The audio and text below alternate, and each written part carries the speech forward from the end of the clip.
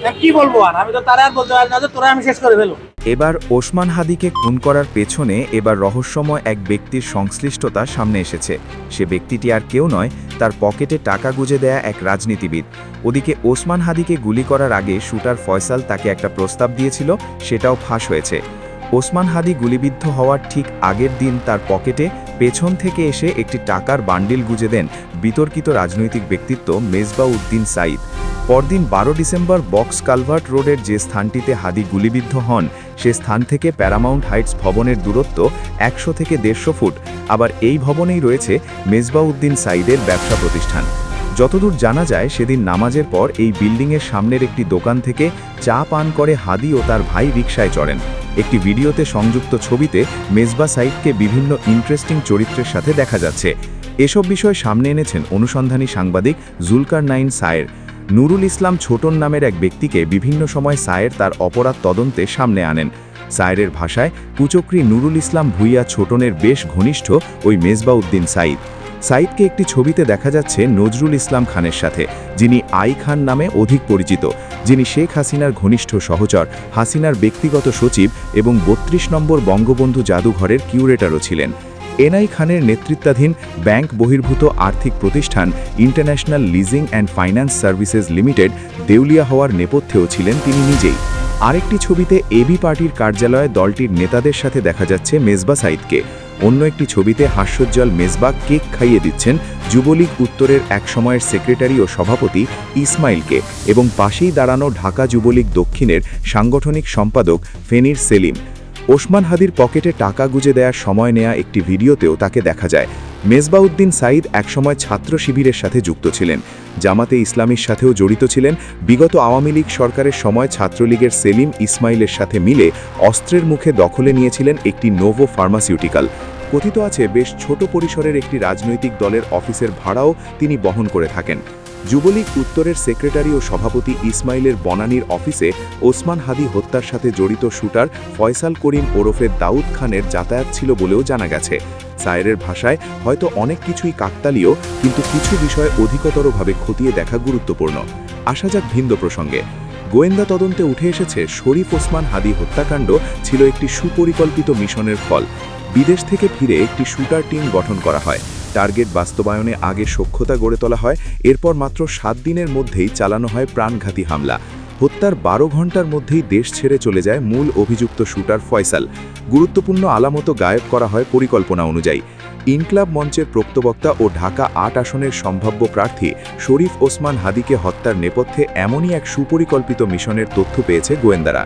হাদি ও shooter ফয়সালের পরিচয় হয় ইনক্লাব cultural সেন্টারে। শতাধিক সিসিটিভি ফুটেজ বিশ্লেষণ ও গোয়েন্দা তথ্যে উঠে এসেছে, হত্যার আগে শুটাররা কিভাবে হাদিকে অনুসরণ করে ও ধাপে ধাপে পরিকল্পনা বাস্তবায়ন করে। গত 4 ডিসেম্বর রাত 8টা 18 মিনিটে বাংলা মোটরের ইনক্লাব কালচারাল সেন্টারে আসেন শুটার ফয়সাল ও তার সহযোগী কবির। প্রায় 6 মিনিটের সেই বৈঠকে ফয়সাল হাদির সঙ্গে কাজ করার প্রস্তাব দেন। এটি ছিল ঘনিষ্ঠতা তৈরির প্রথম ধাপ। এরপর 9 ডিসেম্বর রাতে ফয়সাল আবার কালচারাল সেন্টারে আসেন। এবার তার সাথে ছিলেন আলমগীর। এই বৈঠকে নির্বাচনী প্রচারণার পরিকল্পনা নিয়ে আলোচনা হয়। সেখান থেকেই হাদির টিমে ঢুকে পড়েন ফয়সাল। 10 ডিসেম্বর সেগুনবাগিচায় হাদির প্রচারণায় সরাসরি অংশ নেন ফয়সাল। প্রচারণায় অংশ নেয়ার পরই হাদিকে হত্যার পরিকল্পনা চূড়ান্ত করেন ফয়সাল।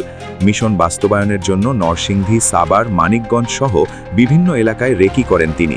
11 ডিসেম্বর মিশন বাস্তবায়নের প্রস্তুতিতে ওঠেন পশ্চিম আগারগাঁওয়ের বোনের বাসায়। হামলার দিন ভোরে উবারে করে যান হেমায়েতপুরের একটি রিসোর্টে। রিসোর্টের সিসিটিভি ফুটেজে দেখা যায়, শুক্রবার ভোর 5টা 22 মিনিটে ফয়সাল ও আলমগীরের গাড়ি হেমায়েতপুরের গ্রিন জোন রিসোর্টে প্রবেশ করে। সেখানে আগে থেকেই ছিলেন ফয়সালের বান্ধবী মারিয়া ও তার বোন।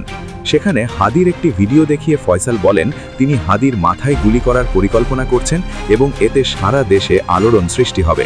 তিনি ঘটনার পর সব ধরনের যোগাযোগ বন্ধ রাখতে বলেন। সকাল 8টা 54 মিনিটে বান্ধবীকে নিয়ে রিসোর্ট থেকে বের হন ফয়সাল।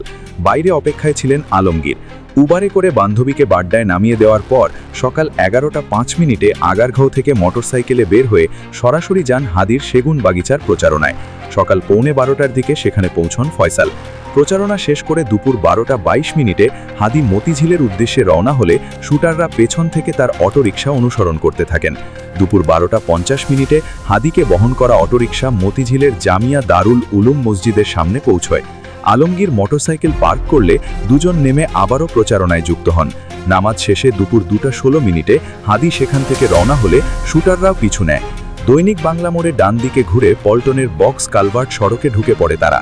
প্রায় 2.5 ঘন্টা ফাঁকা জায়গা খুঁজে ফেরার পর দুপুর 2:24 খুব কাছ থেকে হাদিকে লক্ষ্য করে দুটো গুলি ছোড়ে ফয়সাল। ঘটনার পর বিজয়নগর, কাকরাইল, শাহবাগ হয়ে ফার্মগেট পেরিয়ে সোজা পশ্চিম আগারগামে পৌঁছে যান তারা। বিকেল 3টে সেখানে পৌঁছানোর পর পরিস্থিতি জটিল হয়ে ওঠে। বাসা ভাড়া নিতে আসা এক ব্যক্তি কলিং বেল চাপলে আতঙ্কে অস্ত্রভর্তি ব্যাগ নিচে ফেলে দেয় ফয়সাল। পাশের বাসার ছাদ থেকে ফেলে দেয় নিজের মোবাইল ফোন। বিকেল 3:19 ফয়সালের বাবা বাইক চালক আলমগীরকে নিয়ে মোটরসাইকেলের আসল নম্বর প্লেট নিয়ে পার্কিংয়ে ঢোকেন। নকল নম্বর প্লেট খুলে আসলটি লাগানো হয়। এরপর আলমগীর সহ মোটরসাইকেলটি পাশের একটি ভবনের গ্যারেজে রেখে দেওয়া হয়।